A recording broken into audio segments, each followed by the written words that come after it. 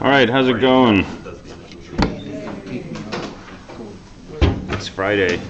Friday's good. I wanted to go over some things that I've been getting a lot of questions on. One is the whole business of the command line argument. Another is dealing with files and directories from Eclipse in particular. And then I want to go back and fix up that code that I was trying to play with on Wednesday, where we were passing variables from one thread to another. And I learned something new after several hours of background debugging on this. So we'll talk about that. Then I want to talk about sleeps, and then we're going to talk about the fate of the galaxy if we have time. So any questions before we jump into all that?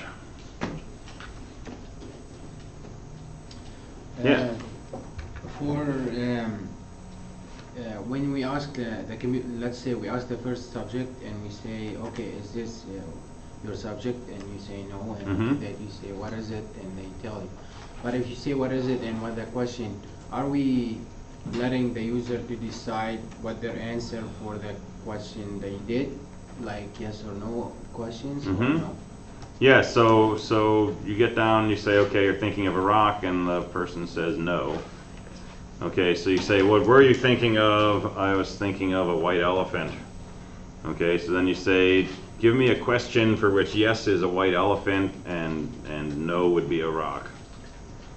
And the person types in, does it have large ears? Okay, so then you make a new node. Instead of where you had an answer that said rock, you make a new node which says, does it have large ears? Yes side says elephant, no side says rock. You update the tree with that, and then you write the tree out to file using your... Yeah, I thought like same what you said, but like after we give him the answer and the question, and we let him decide, the user, okay, is your answer for that question would be yes or no? And basically, it go in the tree. Okay. You know what I mean? Yeah.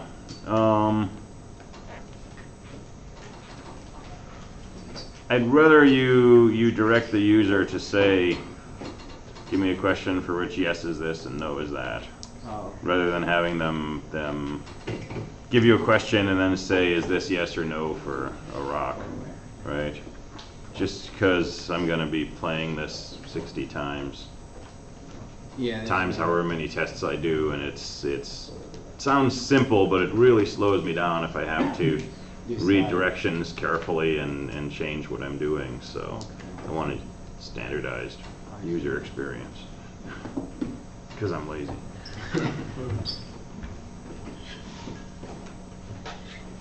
All right, other questions? This is probably the last day I'm taking attendance, so. Yeah, so class will be empty Tuesday. So no class on Monday, right? Monday's a holiday. As far as I know, the whole campus is locked. So that's a day off. We should be having a fire drill either like right now or maybe in like 10 or 15 minutes. Well, I saw 2 for main campus. It's building-wise, so it's not but the entire campus together. Right. So we've got one coming at some point. Yeah. It sucks. Yeah, no. What? Yeah. I was in Bower Hall, we just had our fire truck. Okay, so you're exempt. So basically, You already had one.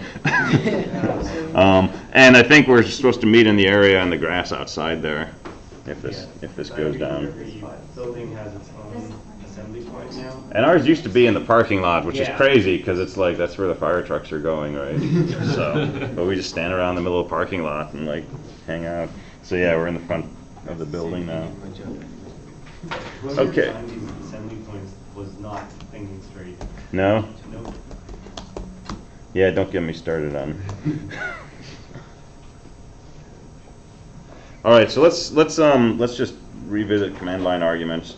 So when I run your program, I'm going to specify the database, okay? And I don't want to have to go into your code and change the places where you specify the database and recompile and all this kind of stuff. So your program is going to accept an optional command line argument which says where should I read the file from, where should I write the file to, right, the decision tree.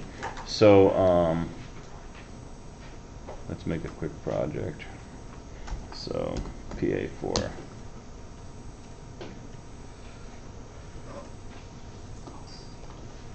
And let's make a public static void main.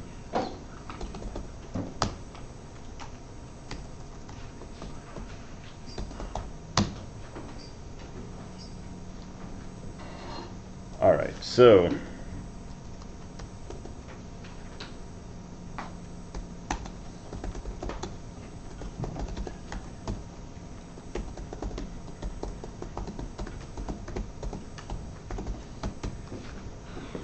somewhere in your code you're going to construct a scanner, right? You're going to say scanner something equals new scanner parentheses new file parentheses, and you got some name in there for where your database is, right?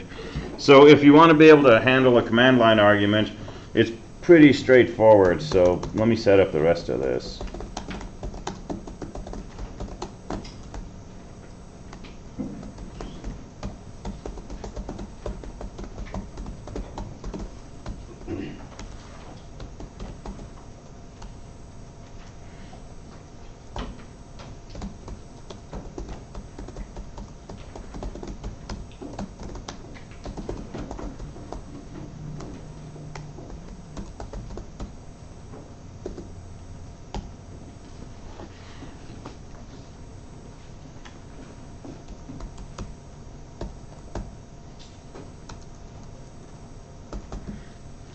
All right, so somewhere in your code you may have something like this, and this goes in the try-catch block.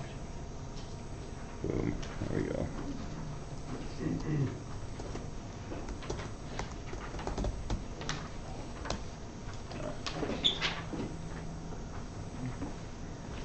All right, so you've got something like this somewhere in your code, presumably, and you've got this name of your database with a path, :/users, whatever, hardwired in there. So here's all you got to do, right? Take this,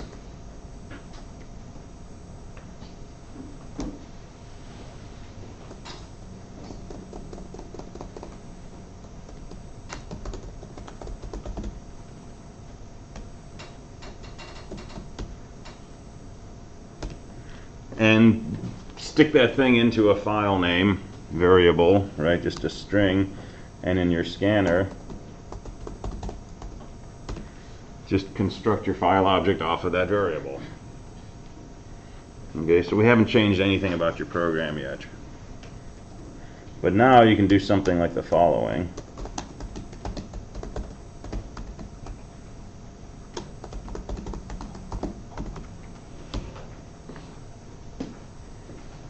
Right? If the length of my arguments is equal to 1, just change my file name to be equal to the first argument. And now when I open my file name to make my scanner, it's going to use the file name instead of my default name. So it's a really small tweak to the program.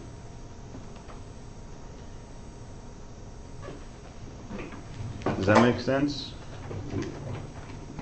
Yeah. Actually, when you told me about the throw exception, when I run it, Yeah. it just kicked me off. Oh, okay. That's why I had to do it like this.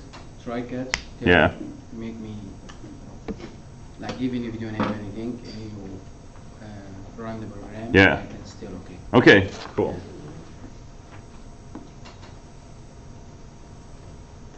All right. So any issues with dealing with this file name thing? It shouldn't be a big, 2 hours of extra work. It should just be a tweak on your code. And then when I run this, so if I run this right now, I'll get an error saying my special build in path.txt, no such file or directory. So when I run your code, here's what I'm going to do. I'm going to go to PA4, I'm going to right click, I'm going to say properties, I'm going to go to run debug settings, I'm going to click on main, I'm going to edit it, I'm going to go down to arguments, and I'm going to say mixeddatabase.txt.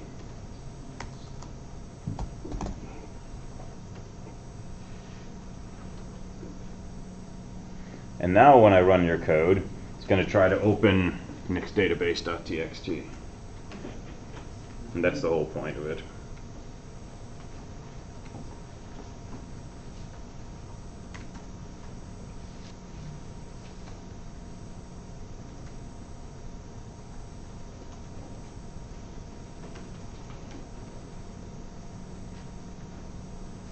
All right, so let's do file IO. So let's make a class. We'll do a public static void main.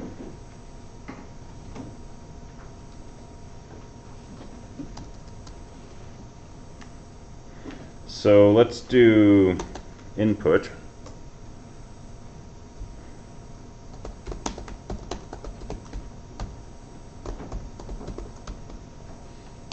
So let's make a file F constructed from just plain old new file.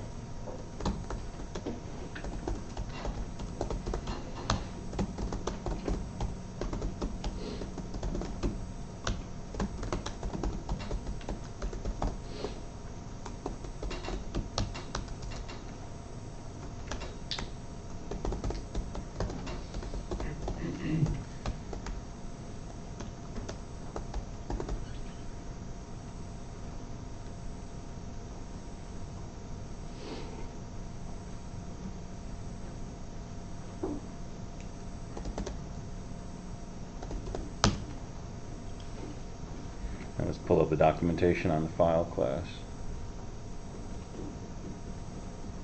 So file has some get methods, including a get absolute path, which gets the whole path name to a file.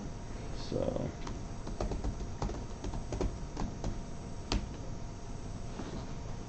I'm going to construct a file object off of test file. I'm just going to print out what the absolute path is. And if we run that, it's going to tell me home Nick files Eclipse delete me IO test file. Okay, so Nick files Eclipse is where I put all my workspaces. Delete me is the name of the workspace that I'm in. And when you first run Eclipse for the very first time, it asks you to create a workspace and you specify where it is. And then IO is the name of the project, and then test file is underneath there. So if I go to files Eclipse, delete me IO, this is the directory where it's going to look for my test file. And if I look under source, that's where my source code is. So I'm just going to read from source/main.java.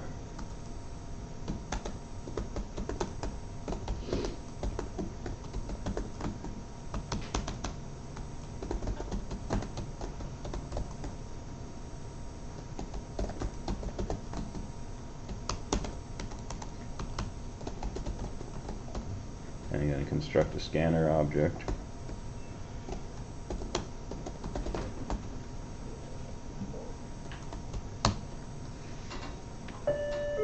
Hey, there we go. This is an evacuation drill. Leave the building But wait, my program's almost working. Just one more bug. I should give like 10-minute naps. That would be good. Just sleep through the fire. Sleep is a 10-minute nap. And then just turn the lights off. I think we'll. Can't you allow this Can't 20 you do- minute she did nap? 20, which is great. That was great. Which is much needed at that time. All right, so back to file IO. So an interesting note here. I'm getting, Eclipse is complaining about SC, local variable may not have been initialized. I can go ahead when I set scanner SC, I can set that to null and get rid of that error. But do I really want SC to be null? Because if it's null and I ever try to use it, I'm going to get a null pointer exception. So what's a different way that I could get rid of this exception besides initializing SC to null?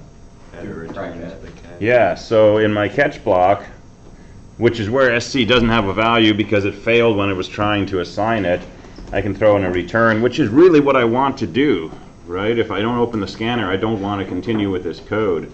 So sometimes we get the squiggly red line, and it's nice to make that go away as quickly as possible. It's a good dopamine hit, but it's not necessarily the best thing to do. So that's just something to keep in mind. All right, so this will open hopefully the code that we're looking at, right, under the source directory. construct a scanner off of it and then just ingest from that scanner. And if we run this, right, it prints out its own source code, which is kind of cool. So we made the cat function. So we made the cat function. Well, we made the cat myself function. It's the Descartesian cat. All right, so that's on the input side. Now, if we want to do the output side also, we could, let's copy this to a new file.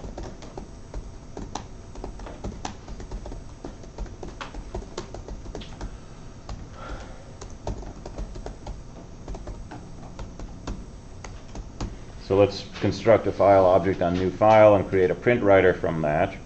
Put it inside a try catch. And again, if we fail, we're just going to return. And remember, print writer has to be declared outside of the try catch. Otherwise, it's local. And so inside here, when I get a new line, instead of printing it out,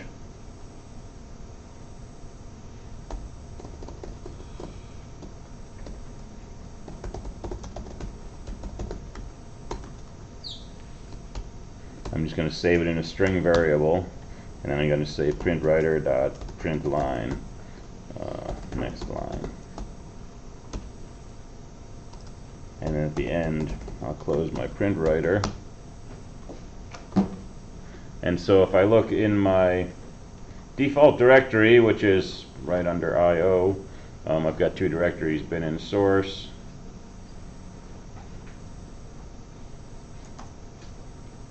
So if I run this code, it creates a new file called newfile.txt, and if we look inside that, that should be a copy of our source code.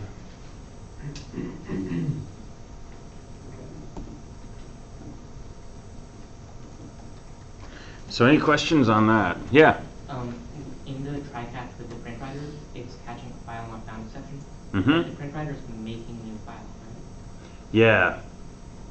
But, yeah, that's a good question.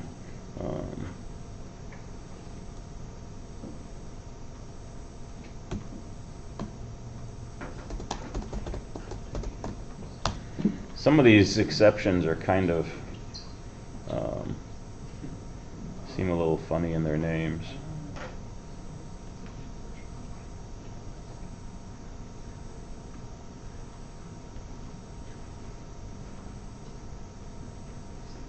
And we might have to look at a writer.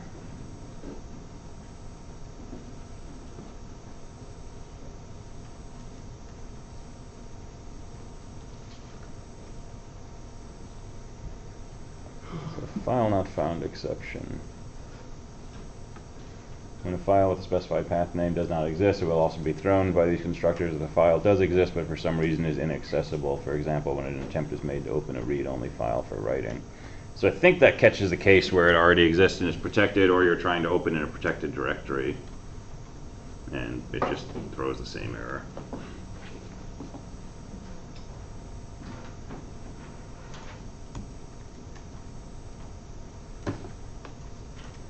All right, so any questions on file I/O? Like I say, there's lots of other ways that you can do input-output. There's buffered readers and writers, there's stream readers and writers, and these do lots of different things, but we're not too concerned about efficiency here. We're not trying to control our buffering, so really scanner for input, print writer for output does most of what we need. And scanner is smart enough to be able to understand different kinds of ingest if we want to read a double and things like that.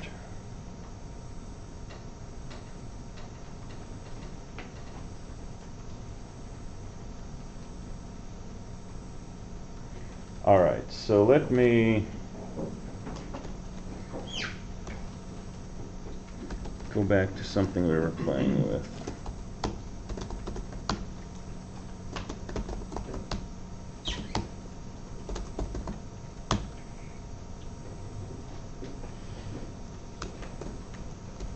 All right, so this was the code that I was talking about on Wednesday. Got a main method that constructs a thread called MT and then starts the thread. And then I'm going to read the I variable from MT and wait until it's less than 50. And once it's no longer less than 50, I'm going to go through my own loop in main and just print out my numbers from 0 through 99 with an M in front of them, right? And the thread is going to start with I equals 0, and it's just going to loop through from 0 to 100 and print out a T followed by its number. And the annoying thing was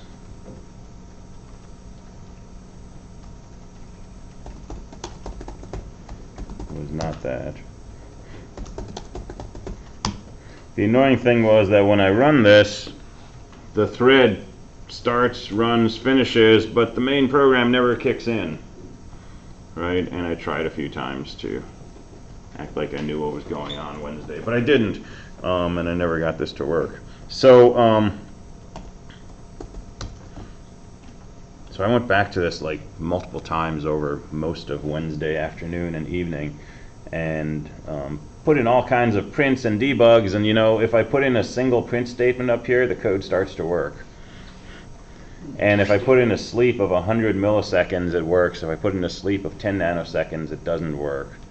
And I was getting all kinds of weird flakiness and, you know, periodically doing some Googling, but mostly just running some tests. And then Thursday morning, I woke up with an idea and put those new debugs in, and it just wasn't making any sense. So finally, I figured out what was going on. So when you have multiple threads, right, we're trying to communicate through shared memory, basically, right? This variable I is in the memory space of this thread, right, which is its own process. And here from this first thread, I'm trying to access the memory of this second thread. Okay, that's a shared memory means of communication. It's one of two main techniques. The other is message passing. For reasons of efficiency, each thread will maintain its own local copy of memory that it's using frequently. Okay, caching. This is like the cache memory that the CPU has. The threads have their own cache memory. And so it seems that what's happening is the main thread picks up the value of this variable in the beginning, right, when it's equal to 0, and it throws it into its local cache, and it never seems to refresh that. And so even though the value of this variable actually gets increased to 100, the main thread keeps reading the copy of I that it saved, and it keeps seeing 0. And that's a feature, right, in the name of efficiency, but if you're actually trying to read the actual value of I, it's a bug. So there's a keyword, volatile, which means don't cache this. Right? Let's always read this from memory, not from our local copy of memory. And if you put that keyword in, then suddenly everything works great. So the thread runs, it actually got up to 54, and then the main program started to do its output. It prints out a new line in the beginning, and then M0 came in after T65. And as usual, each time that you run this, you can get different behavior. So this time, right after thread 50, right, I was equal to 50, the main program started to do its output. And so that's a 2-day build up to the simple comment that we can share memory between threads. Yeah? Are these like atomic variables, or are they? They're not atomic. Can trip over each other? They can definitely trip over each other, which is what we're going to do after this. That's where the fate of the galaxy comes in. All right, so the main thread, which constructed the new thread, has access to its variables because it knows about the MT object. My thread has no access to the variables inside main, right? So if I did something in here like, and let's make this volatile. right? There's no way that my thread can get to that ID variable, right? So what do? When we construct the thread, we might do something like pass ourselves to the thread. And down here in the constructor, let's just make it a little less weird. Let's just say mt.saveParent this. And in here, let's make our saveParent method. And the type of argument we're passing to it is what? What type of object is this when we pass it? This is a deep question.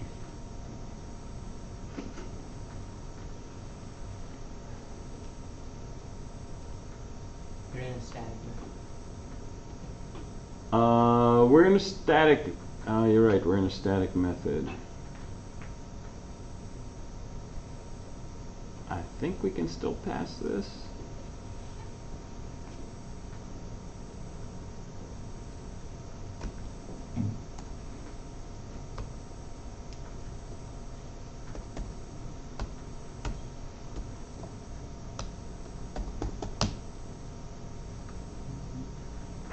That's a lot of errors.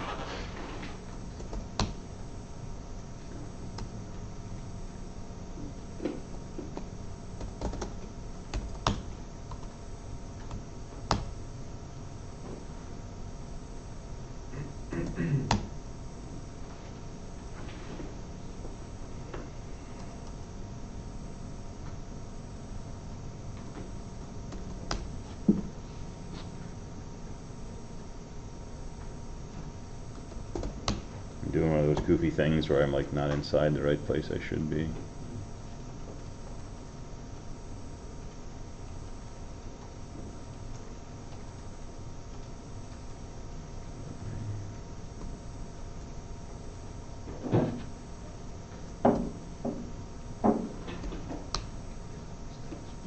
Is it complaining that you can't have a volatile local variable?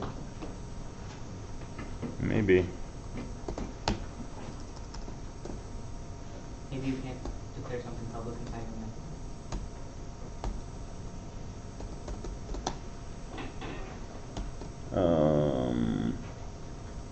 Maybe. Yeah, you're probably right.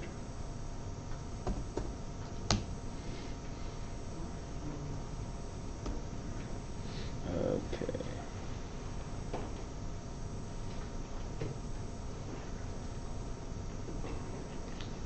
Save parent was declared without a parameter. Yeah, I was hoping it would tell me what it was expecting and what it was getting.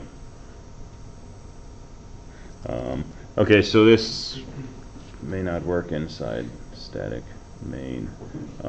But anyway, so if I pass it to this object, right, this is going to be an object of type buggy, right, if you're sitting inside a class buggy. And so down here I could do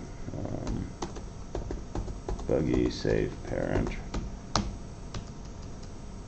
And down here under save parent,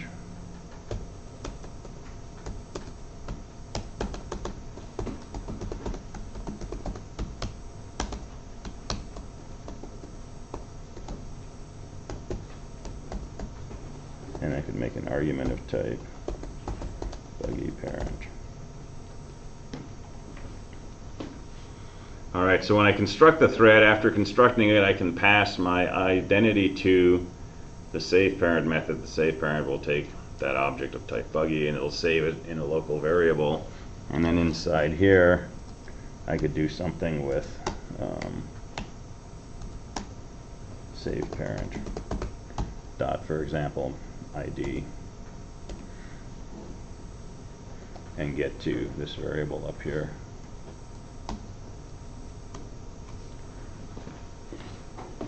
But it's always weird doing this stuff from the main method because the main method's inside it's a static method, so you gotta get tangled up with statics and stuff. But if you're not in a main method, if you're not in a static method, right, you can do exactly this.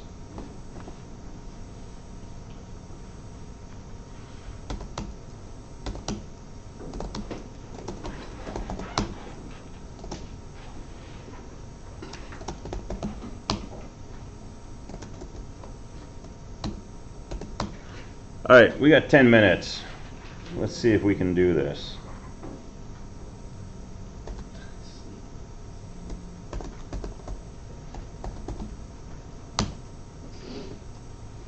All right, so let's make a voting machine. Okay, we're going to have an election, a fair election, to decide the fate of the galaxy. So we're voting for Emperor, and the two candidates are Yoda and Darth Vader. Okay, and we're making a voting system so that people can vote for who they want to lead the galaxy. So here's our main method. We're going to make a vote recorder object called R. Okay, this is the central repository where all the votes are tallied. And then we're going to make 3 voting machines using the voting machine constructor, and we're going to pass an ID to each machine. That's what the first argument is. And we're also going to pass the identity of the vote recorder as the second argument. And then we're going to, these are going to be threads, right? And so we're going to start them, and they're going to simulate people coming in and voting for whoever they want to lead the galaxy. Okay, so the vote recorder itself is pretty straightforward. The constructor initializes both tallies to 0. And then we have getters and setters for the vote count for both Darth Vader and Yoda, and we can set Darth Vader and Yoda. And we can also see how many votes we have. If we call show votes, it'll just print out what the current vote is, so we can watch the election as it unfolds. So the voting machine class, that's a thread so that it can run, right? So these machines are independent of each other. We're going to save the ID of this voting machine and the vote recorder that we constructed with. So our constructor just takes the ID and the vote recorder, saves those. Okay, and then we're going to simulate people coming in and voting. So we're going to have 250 people voting at each machine. So the run method is going to do the following. It's going to loop 150 times, and for each of those it's going to find how many votes Yoda has. It's going to increment that and set that back. And it's going to throw a little delay in here for fun, because people voting for Yoda are kind of mellow. Okay, this is going to run 150 times. This should tally up 150 votes for Yoda. And then, after that, Darth Vader's fans are going to show up, and there's only 100 of them at each voting machine. So they're going to get Darth's count, increment it, write it back. And we're going to show the tally after each person votes. Okay, so each machine, 150 votes for Yoda, 100 votes for Darth Vader, 3 machines, should end up 450 for Yoda, 300 for Darth, and the galaxy has peace and happiness.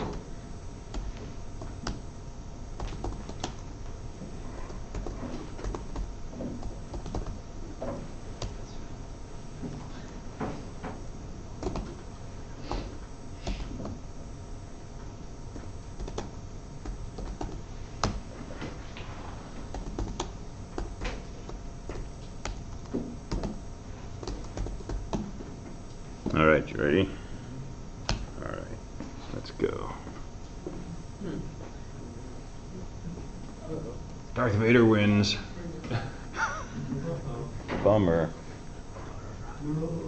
No, fire drills every day. All right, so what's going on here? Let's go back to the start of this, right? So Yoda's voters are showing up and they're voting. And 1, 1, 2, 1, 3, 4, 2, 3, 4, 4, 5, 3, right? And so this is looking a little suspicious here. I suspect rigging. Yeah. Yes. So, and then all of a sudden people start voting for Darth, and it's 1, 2, 3, 4, 5, 6, 7, 8, right? Those are going up nicely. Yoda's kind of maxed out at 149 here. Can you scroll up this? Yeah. His numbers kind of went down. Yeah. Got all the way up to 151 and down to 147. And 142 down to 140. Right? So there's funny business going on here. Special voting.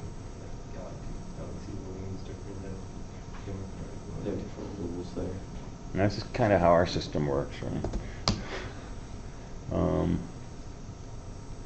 So what's the problem here, right? I mean, this is pretty straightforward code. Read the number of votes, increment it, write the number of votes.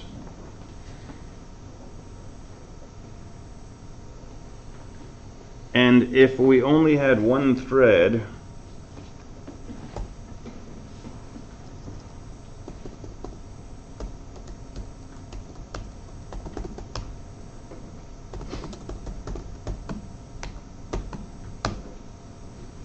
right, if we only got one thread, we're fine. It's definitely a factor related to multiple threads.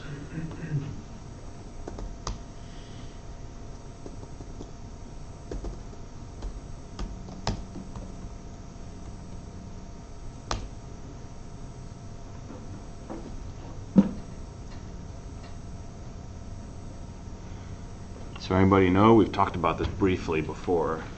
We need to synchronize them Why? because they're getting different values and changing and all this madness. Yeah, it's a good technical description. Too much madness. So this is this business of read, modify, write.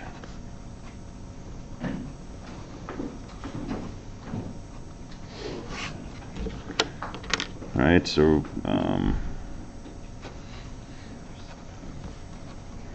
read Yoda's vote count, increment Yoda's vote count, write Yoda's new vote count. That's basically what's happening inside there. Right, and I deliberately threw a bit of a pause around here to increase the chance that two or more threads might be doing this at the same time.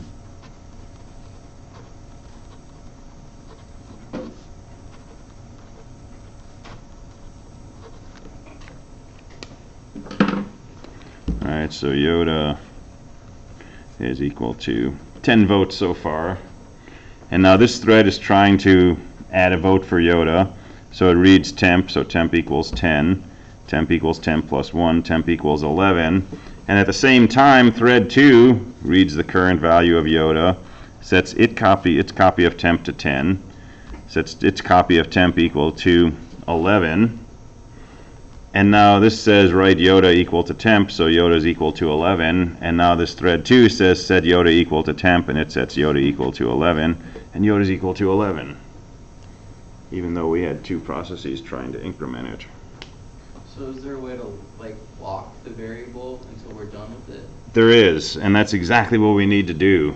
We need to somehow make sure that this and this happen separately.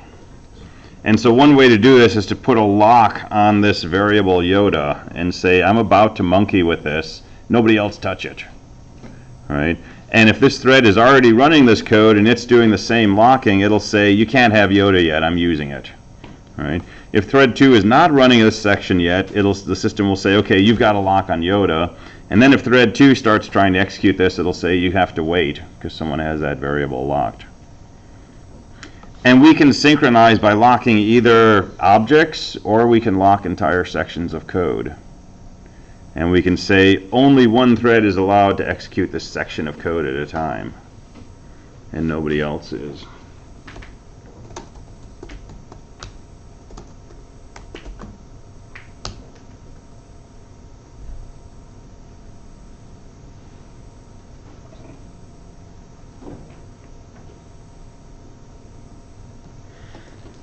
And all we're going to have to do is use this keyword synchronized. And so this set of code where we read, modify, and write, we're going to put it inside a block called synchronized.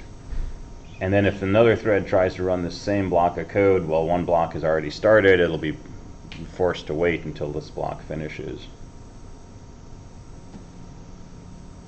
So we'll dig into the synchronized keyword and how to use that in detail on Tuesday. But that's basically the setup. And it's just one of these things that with multiple threads running at the same time, you just need to be aware of synchronization of objects. All right, So have a great weekend, and I will see you on Tuesday.